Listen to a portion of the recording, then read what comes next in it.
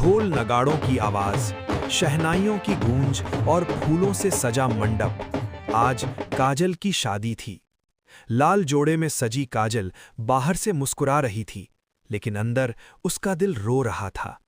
हर मंत्र उसके सीने पर हथौड़े की तरह लग रहा था।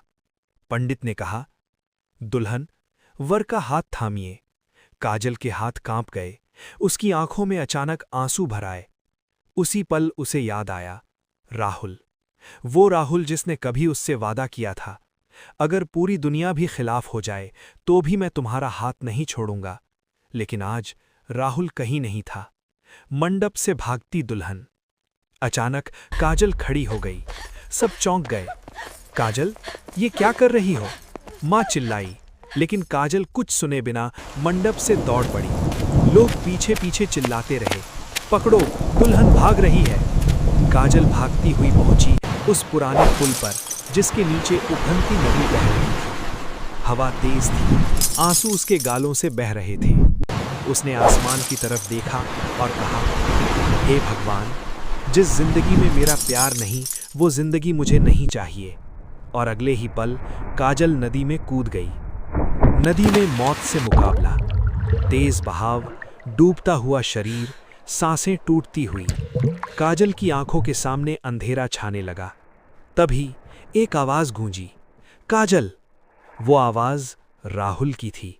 बिना एक पल सोचे राहुल ने नदी में छलांग लगा दी। लहरें उसे पटक रही थीं, लेकिन वो सिर्फ एक ही बात दोहरा रहा था, मैं तुम्हें मरने नहीं दूंगा। काफी संघर्ष के बाद उसने काजल का हाथ पकड़ लिया। प्यार की जीत। राहुल किसी तरह काजल को नदी से बाहर ले आया। काजल बेहोश थी। राहुल रोते हुए बोला, काजल, अगर तुम्हें कुछ हो गया तो मैं खुद को कभी माफ नहीं कर पाऊंगा। धीरे धीरे काजल ने आंखें खोली। सामने राहुल को देखकर उसकी आंखों से आंसू बह निकले। काजल फुसफुसाई, तुम आ गए। राहुल ने उसे सीने से लगाते हुए कहा, मैं हमेशा आऊंगा जहां तुम बुलाओगी। नई शुरुआत। कुछ दिनों बाद वही मंदिर, लेकिन इस बार कोई मजबूरी नहीं थी। सफेद साड़ी में काजल, साधारण कपड़ों में राहुल। पंडित ने मंत्र पढ़े और इस बार काजल की आंखों में डर नहीं, सुकून था। राहुल ने धीरे से कहा, अब कोई पुल, कोई नदी हमें अलग नहीं कर पाएगी।